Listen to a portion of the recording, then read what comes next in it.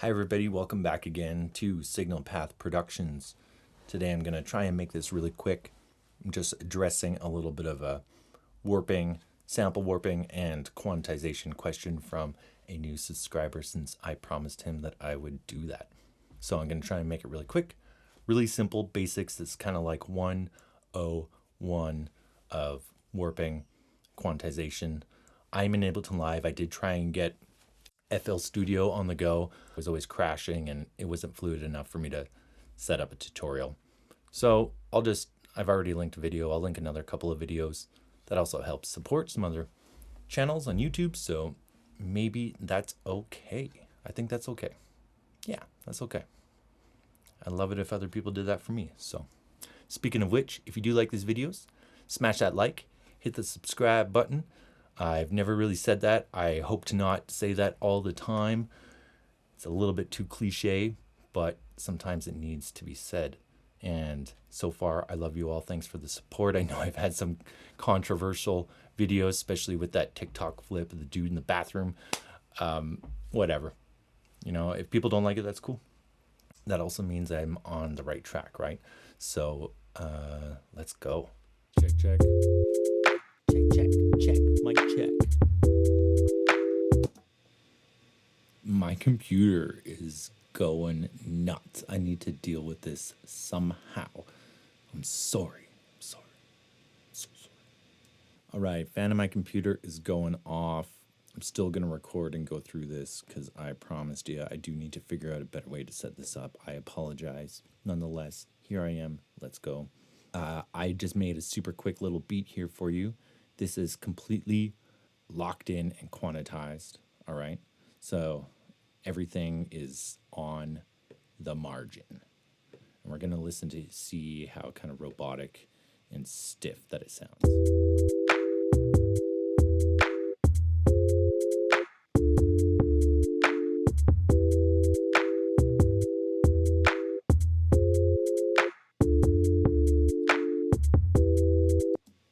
You know, it's just kind of like a little bit whatever. Basically, because everything is already quantized in this session that I'm showing you right now, I'm showing you how you can manually unquantize it. And I always go the manual method. I will always just, it makes all of the beats, all the patterns fit together in a much more integrated way. So, I mean, just the synth, for example, these chords, even if you just pull them off a little bit, maybe a bit delayed from their original point. You can do it for all of them. You can oscillate a couple of different kind of like, I mean, this is a chord, but oscillate a couple of the notes to give it a little bit of a, that's a stylistic thing. That's not really a quantized thing, but it does give it a little bit more movement.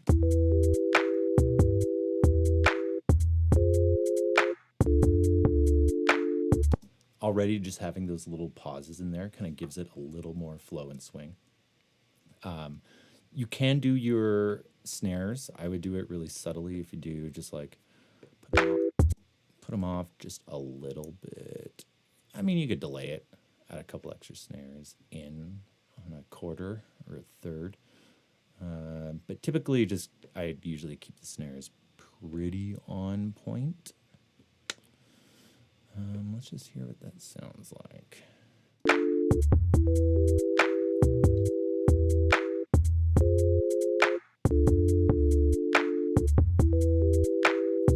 So I went through and I actually already just selected and unquantized a few things. Typically, I don't make a beat fully quantized anyway. I go in knowing that I'm going to be kind of flowing with it a little bit more. But some people will quantize their shit and they don't even know it. And in terms of actual quantization, so if you have MIDI notes and you've played them and they're delayed or it's off or there's latency or something that's happening in terms of the recording of the notes and they are off time, you can go into Ableton Live, select all your MIDI notes or just the ones you want, right click, and you can quantize. You can also go to the settings. Right now it's on a 4/4 time signature, but what they're saying about the grid is actually this. So there's 4 points in between. So I'm on a 4th right now. You can make your grid really fine so it won't snap as much, or you can make it really coarse So 32 is 1 and 32 is really fine. 1 and 4 is a little more coarse, right? So it'll snap to the 1 or the quarter or so on and so forth. So if I just hit OK as it is, it'll snap back right into there. This part was closer to that side, so it snapped in on the right, not into the 3/4 where I initially had it, right? So again, like, I don't use those settings. I'm not a big fan of robotic sound. I typically play it, and if it's a little bit off, I'm okay with it. And if I need to sync it in tighter, then I do. And I went ahead over here and I did the same beat, and I just unquantize it. You know what? I don't even need to loop it at all. I'll just show you. So I'll play the original one actually right now, really quick. Even though I've already unquantized a few things.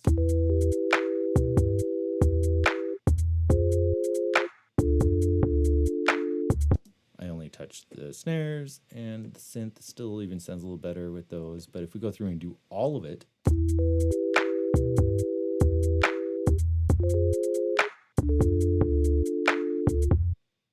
so the key points to notice here is I always keep my 1 kick on the downbeat, boom, that's always locked in. The second one I'm not too worried about. Sometimes I don't even have a downbeat there, depending on what kind of beat structure I'm playing with or what I'm doing. But everything in between, I have a little bit of leniency. You can tell this kick, instead of hitting right on 13.4, the 0.4, the quarter note, it is coming in a little bit early. This one comes in a little bit late. And your ear almost doesn't even hear it, but it gives it just that little bit of movement. And it really changes the dynamic.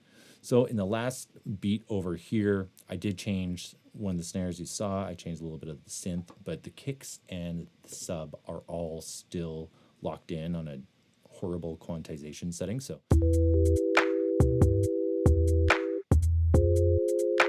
you can hear it's kind of robotic, just straightforward. And then if you listen to this, it has a little movement.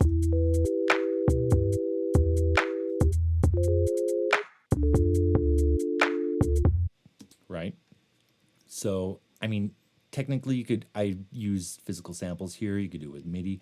Quantization in specific only relates, at least in Ableton Live, to MIDI notes.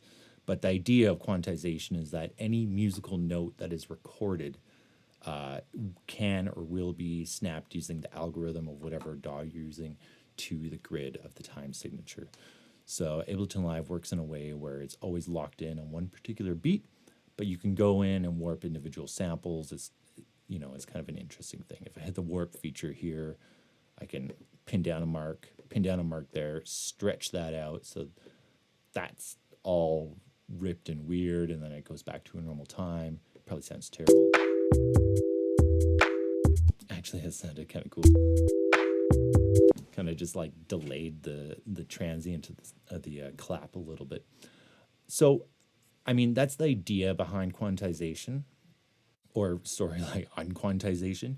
Typically, you can get groove pools, you can load them up. Sometimes they come in stock, and essentially what it does is it takes like a traditional old sampling, like hardware, which usually used in hip hop, and then it kind of imbibes, wrong word, it's a drinking word, but it imposes that kind of rhythm value onto whatever channels that you link it to, and then it will give it a bit of natural movement based on that. It's kind of an easy cheat way to do it. I like to personally program it independently on my own, because sometimes I have synths that have different parameters within it that will do crazy things, have delay or reverb or whatever, and I want my beats and everything, all my little snares and perks to line up specifically in the sound spaces that I've created for them. So I always do it manually, and this is the way to do it in live. Again, I really apologize for FL Studio users out there. I'm sure there's great and easy ways to warp, quantize, unquantize, and create natural flow in your music. I hope that helped. Jeez, now that I'm looking back, I'm like, did I cover everything? It's pretty basic. It's really simple. Again, this is a 101, so just take it for what it is. This is kind of a shitty song.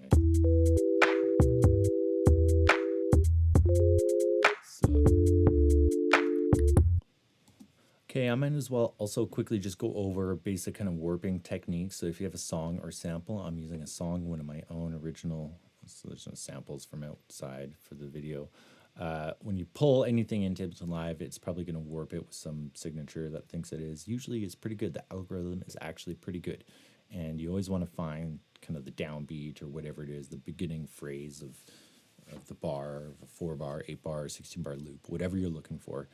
This already went ahead and kind of locked it in. You can zoom in really easy. You can create a new marker point by just double clicking in that dark gray area. And then you can drag that again. I talked about that stretching before. It holds that point and whatever.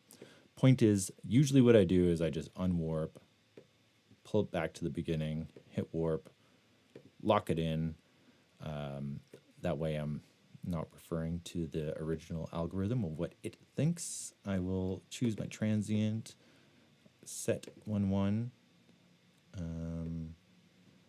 Just going to zoom out. I know that's a downbeat because this is my song, but we can listen to it anyway, and we're going to just choose a 4-bar loop to keep it really simple.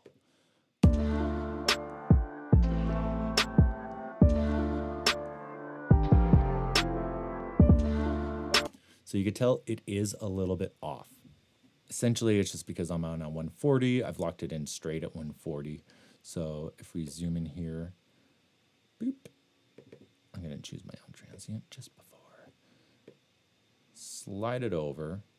It's going to say 142, which is probably more accurate and is what the actual song is. So I would go and change the master global tempo. I can listen to it again.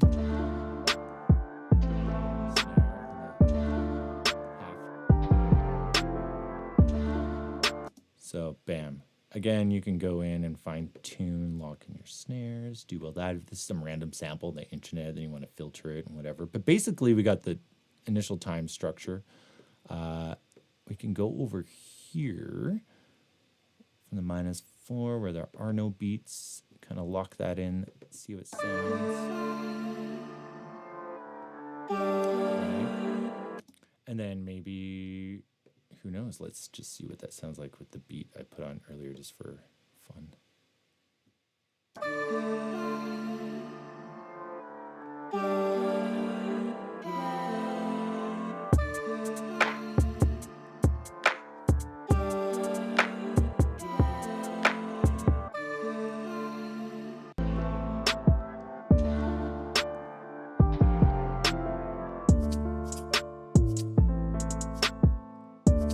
So that's the basics of warping. Ableton Live warps it to the grid. If it's not warped, like I unwarped it just to keep the song playing out there, it plays it naturally regardless of your master tempo. So if you have samples in your song that you need to match the tempo or do something, or you just want to manipulate it in a fun way, easy, super available way to do that here. I know FL Studios has something similar. Again, I couldn't get that working, but I did put a link out, so follow it, support the other YouTube channels, doing cool stuff, making cool music. Hit that like, hit that subscribe, please. I love you all. Signal Path Productions, out.